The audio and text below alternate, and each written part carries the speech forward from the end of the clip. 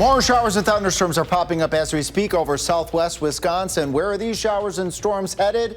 And will we still have showers and storms impacting the Badger game? I'll let you know. And a parent is suing the Sun Prairie School Board while he's going to court over their closed session meetings. Plus, fall just around the corner, why travel experts say you may want to plan an international getaway. That's all coming up on News 3 Now at 10. Good evening. Thanks for joining us. I'm Eric Franke. Sarah Carlson will return on Monday. Rain has been moving through southern Wisconsin tonight. Alex, what about showers right now that you're seeing on Radar 3000? Yeah, Eric, showers are a little bit more on the numerous side over southwest Wisconsin, Crawford County, Richland County, especially Grant County, now getting into Iowa County. You notice a couple little white flashes there. There's a little bit of lightning with some of these showers, so we have a couple of thunderstorms out there as we zoom out a little bit and we look at the rest of southern Wisconsin, isolated for, let's say, areas from Sauk City to Black Earth to the Blue Mountains area and east. Everything's very isolated, but off towards the west in southwest Wisconsin, it's a little bit more numerous. Let's put a future track into motion. Takes those few isolated showers and thunderstorms and it blossoms them as we get a little bit further into the overnight hours, 2, 3, 4 o'clock in the morning, especially for areas east of Madison. Our weather models have been pretty consistent at showing that message. But we do have more showers and thunderstorms in the forecast for Saturday and for Sunday. When I come back here in about 10, 15 minutes or so, we'll track those showers and storms, especially Saturday, and I'll let you know if the Badger game will be impacted by that rain. All right, Alex, thank you. A concerned parent is suing the Sun Prairie Area School District over its closed session meetings. News 3 Now obtained the lawsuit that says the district is going into closed session for what they describe as vague reasons. Parent Justin Smith says it's leading to information possibly being withheld from families. For most of the district's closed session meetings before today, the school board cites state statute and doesn't give specific reasons for the meetings being in closed session. They don't seem to be really listening, and they don't seem to be taking it very seriously. And so we're hoping that this lawsuit forces them to do so. Wisconsin State Statute 19.84 says that the public must know about the subject matter of public and closed session meetings. The district says it plans to motion to dismiss the lawsuit by October 3rd. A group of teenagers injured after a rollover crash. This happened last night in Grant County. Deputies sent to Weinbrenner Road in Fenimore for reports of a rollover accident. There, they learned that the 16-year-old driver was going too fast and lost control after coming over a hill. The vehicle went off the road, crashing into an embankment, a power pole. All 3 people inside taken to a hospital in Lancaster for treatment. The driver was cited for failure to maintain control, and 1 passenger was cited for not wearing a seatbelt. Well, following the assassination of conservative activist Charlie Kirk and Minnesota House Speaker Melissa Hortman, political violence continues to make headlines. This week on For the Record, we're talking about it with 2 new candidates for governor. State Senator Kelda Roy is announcing her campaign on Monday, and State Representative Francesca Hong announced on Wednesday, both actively condemning political violence. We should never, ever settle our disputes with violence. With a gun. And it's true in the political context and in every other context. I mean, there was also a school shooting that day. It's unacceptable, and every political leader needs to speak out clearly against that. While there is always going to be concern around safety, I think we have to meet fear with moral courage. As of this week, a total of 5 Democratic candidates and 2 Republican candidates are in the race for governor, and you can watch For the Record right here on News 3 Now, 10:30 on Sunday morning. Well, fall is just around the corner, and it's the perfect time to book and save on a trip. Over the summer, airlines saw a big drop in travel to and from foreign countries, with travel from Canada down 44%, a 38% decrease from Germany, and with travel experts citing the Trump administration's tariffs, trade wars, and immigration policies as deciding factors. CBS News travel editor Peter Greenberg says the drop will cause huge airfare sales this fall. New York to London round trip, $258. You can't get from Madison to Verona for $258, right? Chicago to Paris for $369. Try Chicago to Los Angeles, over $400. So be creative, get your passport or get it renewed, and take advantage in the 3rd or 4th quarter of flying internationally. Peter, the UW alum, joining us in our News 3 studios today, adding that a good way to save is using those unredeemed frequent flyer miles, as they don't accrue interest, and airlines tend to devalue them by the day. Still ahead at 10, Alex tells us if rain will impact that Badger game tomorrow, and changes are made to vaccine recommendations, what guidance was issued by the CDC for COVID shots. That's next.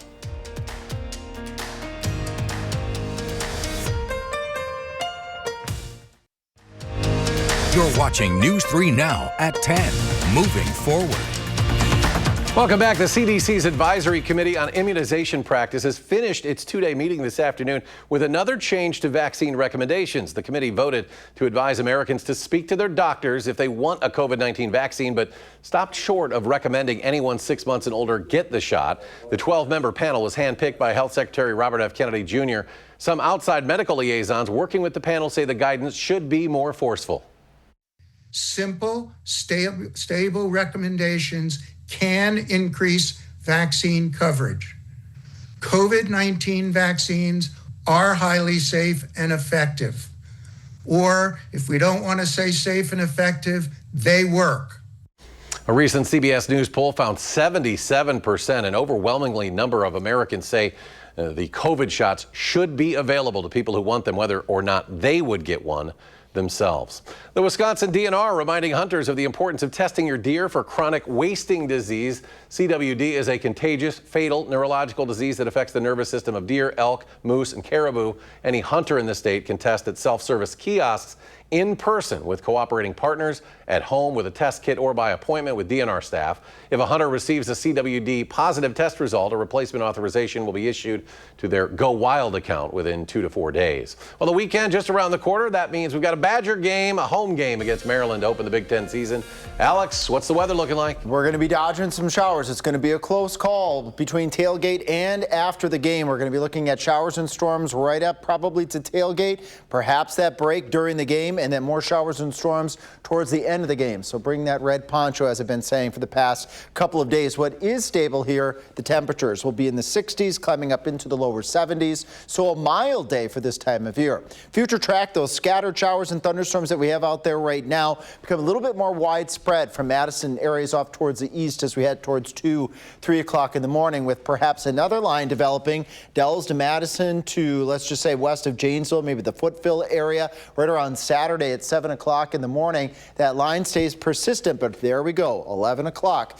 Dane County, we're starting to see some drier conditions moving in. Hopefully that will still be the case. So between 11 o'clock and then 2, 3 o'clock, there was 1 or 2 little showers out there that try to sneak through downtown Madison. So again, that red poncho might come in handy, but it is still showing that dry slot from approximately 11 o'clock in the morning till, let's say, 4 o'clock in the afternoon. Then we have more scattered showers and thunderstorms blossoming with the heat of the day going through to the 6, 7, 8 o'clock hour, perhaps becoming a little bit more sparse as we lose the heat of the day as we go into Saturday night into Sunday. Rainfall amounts a little bit less now over southwest Wisconsin. The latest focus is going to be I-39 in areas off towards the east for a good quarter, maybe half inch between these rounds of showers. And we'll have some more rounds of showers as well as we move on into Sunday.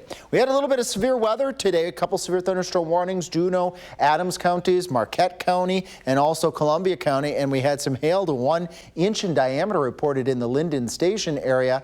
And Ramonda sends us this picture. This isn't snow. This is accumulation of hail that fell near the Linden Station area just shortly after 5 o'clock this afternoon. If you're scanning that QR code right now, you can send us your weather photos, and then we'll get your weather photos on air. Here are the showers and storms out there as we speak right now. They're scattered across southwest Wisconsin. Zooming on out here, just isolated showers from Dane County and areas off towards the east. But again, this band will move its way off towards the east and continue to produce that scattered activity throughout the night tonight. Couple more storms tonight as bottom line on the rain, that lull right around Saturday morning. Hopefully we can sneak that Badger game in dry as more storms are expected to pop up Saturday afternoon and evening. Lows tonight just a touch on the muggy side in the lower 60s, and high temperatures will be in the upper 60s to low, maybe mid 70s if we have a couple little dry spots throughout the daytime on Saturday. Here's that 10-day forecast. First day of fall is Monday at 75 degrees. And as we look a little bit further out into the future, temperatures are going to stay above normal as we go into those first few days of fall, Eric. All right, those high school games tonight, they were dodging the raindrops. Yes, they were. A couple Hoping of to those. do more of the same tomorrow with the Badgers. Yeah. That's it for News 3 Now at 10. The final drive starts right now.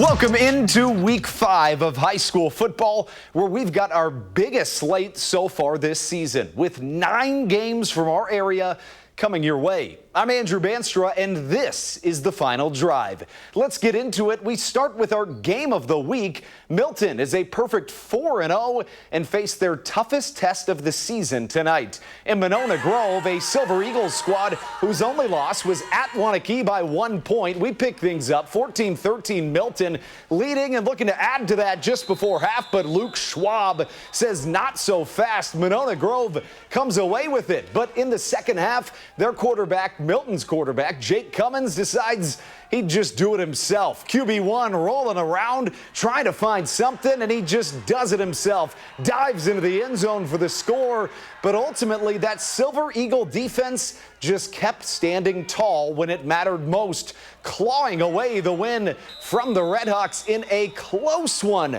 Monona Grove hands Milton their first loss of the year, winning it 36-29. But with so many good games going on tonight, we had to have a game of the night, too. And for that, we go to Nash Dara.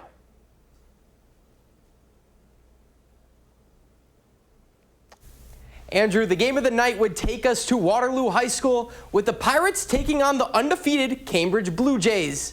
The Mosquitoes were out tonight, but that didn't stop anyone from heading out to the jungle. Cambridge would get on the board early in their first drive with a run up the gut from number 31, Owen Nels, to go up 6-0 right from the get-go. The Blue Jays would get the ball back after a quick 3-and-out, but oh no, Trevor Polster on a sweep would have the ball punched out of his hands, and it would be recovered by the Pirates. The Pirates, however, unable to do anything on offense tonight, but that wasn't the case for Owen Nels, who would be able to spin out of a tackle and take it all the way to the house for his second touchdown of the game. The Blue Jays would go on to get the dominant win over the Pirates, 36-0. Nash, thank you. Now let's jump into Division I, where Verona didn't have the start to the season that they would have liked to, but they have to do things when it matters most, especially when it comes to that Big 8 undefeated streak. 23 games in a row for them in the Big 8. Luke Fickle in attendance to scout Ethan McIntosh's Wildcats, who traveled to La Follette, who came into this one with the same 2-2 record as Verona, looking to stomp that streak. First quarter, Verona vying for an early score, and Landon Lasan lays one out for Jackson Connor, and he comes away with it. 7-0 Wildcats early, but the Lancers weren't looking away. Next drive, and Sean Peeler peels off a long run.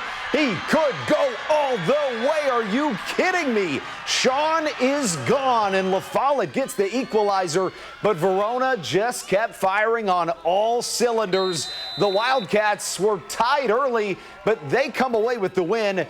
54-21 Verona make it 24 straight in the Big 8. Waunakee is always one to watch out for, but this year you ought to watch even closer to the Warriors. They're not just undefeated, they're beating their opponents by an average of 30 points per game. Fort Atkinson, on the other hand, in search of their first win of the season, and what a better way to spark your season than a win here. But tonight that wasn't going to happen. Just catching the end of this play, but you get the point. Cole Kraus carries it to the end zone, make it 48-0 Waunakee early in the third, and later they'd add to it. Kraus hands to Rajan House, and yeah, that rhymes, but they don't care about the poetry. They care that they got the win, and they did that without a doubt. Warriors take it 56-0, the final score. I've said it before, and I'll say it again, nothing quite compares to a crosstown clash. The Battle of Sun Prairie has only been around for a few years, which in some ways makes it mean even more. East versus West, and while the Prairie Wolves are still looking for their first win, they'd give the Cardinals their best. But their best tonight could not stop Brady Kaufman, who would set the Cardinals' all-time rushing record with this huge touchdown on the ground, completely opening up this game. The Cardinals would take a commanding lead and would not give the Wolves a chance to come back. How about Van Wolger with the interception to silence a Sun Prairie West comeback? East takes the Battle of Sun Prairie 37-13, the final score. Last season, Edgewood won just 4 games, and the year before, they won just 3 games. This year, though, things seem to be different. It's week 5 and they've already won 4 games. They put their undefeated record on the line tonight against Portage this afternoon, I should say. And it was the Warriors who struck first drive of the game, and Alex Hartwig is headed to the house. Portage goes for 2 and pounces on an 8-0 lead, but the Crusaders came crashing back. Gannon Bagstead in the backfield. He's in his bag. QB1 keeps it for himself and takes it to the promised land. Make it 8-7 Portage. Still on top, though, and later Edgewood would take the lead, this time for good. Bagstead goes through the air and gets the job done, finding his man, Ben Morey, who you might want to guard. The Crusaders cruise to a 5-0 start. They take this one 28-16. Picking games of the week is an imperfect science. This game right here very easily could have been a game of the week. A Badger small battle between Mount Horeb and Stoughton. 2 teams trying to stay within an arm's reach of Edgewood. A Viking on Viking battle in Stoughton where only one beard would come out on top. We pick things up in the 4th and Mount Horeb up big. They would add to it on this long drive. Brooks Hendrickson dumps it off to Hayden Anderson, who is a horse hounding his way to a first down, and later in the drive Hendrickson finds his guy Jack Wilson, who's just not going to be brought down because his phone's ringing. And Jack, let me tell you one thing about him, he's always going to answer the house call every day of the week. Wilson wills his way to the end zone, and at this point MHB had it in the bag, but that wasn't going to stop Stoughton from making one of the plays of the night. How about Colton Kotlowski finding Jack Keese, who makes the over-the-shoulder snag? Are you serious, Jackson? But Mount Horeb, they wouldn't be denied. 44-13, the final score. Heading south for 2 more can't-miss games. Let's start in Beloit, where we had an absolute battle on our hands. Let's get right into it. How about those helmets for the Trojans? Straight into the 4th quarter we go, where Lake Mills wasn't going home with a loss. Jackson Roberts robs the Trojans of an opportunity, and he sets up his offense. How about Camden Tandy Habich says, how about you make it 1 more score? The L-Cats of Lake Mills take it handily, and they head back to Lake Mills with a 31-7 victory. And still to come in sports, we get you ready for Wisconsin's Big Ten opener that serves as a homecoming for one of their players. Next on News 3 Now.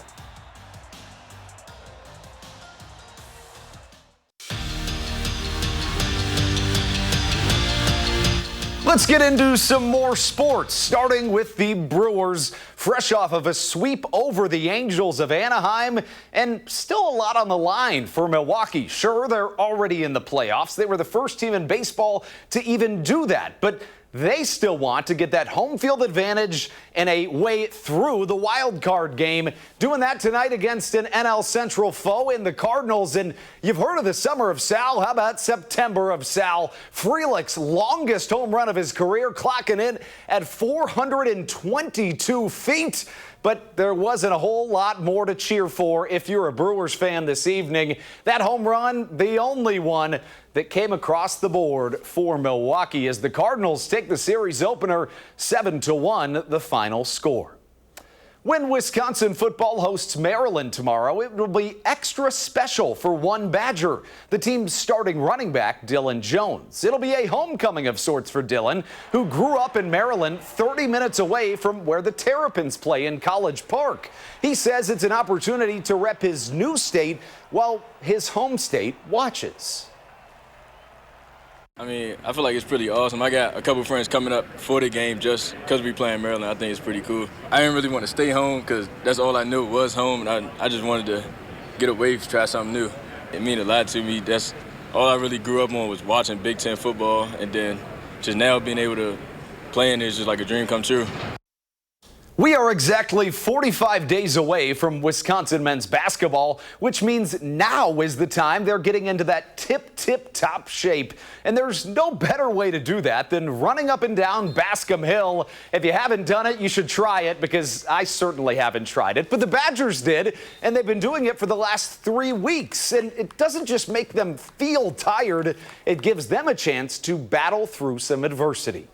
You know, this is the first adversity, so I didn't see anybody struggle. And when somebody did, maybe a little bit, or was close to not making their time, because they always get a hill added on. If somebody misses the time, the whole group does another one. We didn't add any for 3 weeks. So the drive and the togetherness and the support, like if somebody's struggling a little bit, hey, we got to pick them up, just like in a game. And we couldn't send it a break without giving you those score predictions for tomorrow. It's Badgers across the board, and I mean, come on, what else would you expect? Eric has Wisconsin beating Maryland 31-20. I'm pretty close right there with him. A couple less points for Maryland for my money, 31-17, my prediction. And Alex and Susan there in the middle, they're pretty close. Susan thinks it'll be 28-20, Bucky, whereas Alex thinks it will be 28-14. That's it for sports, but we've still got more on the other end of this break. We'll be right back on News 3 Now. I was heartbroken to learn that your job doesn't come with lifetime tenure like mine does. Colbert's got Supreme Court Justice Sonia Sotomayor tonight. And finally tonight, a video shared by a Maine resident of an uncommon rescue is going viral. After recently purchasing 100 acres of land in Pembroke, a family had a run-in with a moose, haven't we all? The giant animal was stuck in a well on their property. The family called a regional wildlife biologist to tranquilize the 500-pound bull moose. It took 14 people an hour to get the animal out. Afterwards, an excavator was brought in to fill up the hole so no other animals would get stuck. And earlier tonight, you know, back in the sports section, Nash was stuck and we were all trying to pull him out, right? You remember that? Yeah, it's a long time ago. What would you do if a moose was found in your backyard? I think they had the right idea, get an excavator. I don't know what else you can do. We'll see you guys tomorrow. Have a great night.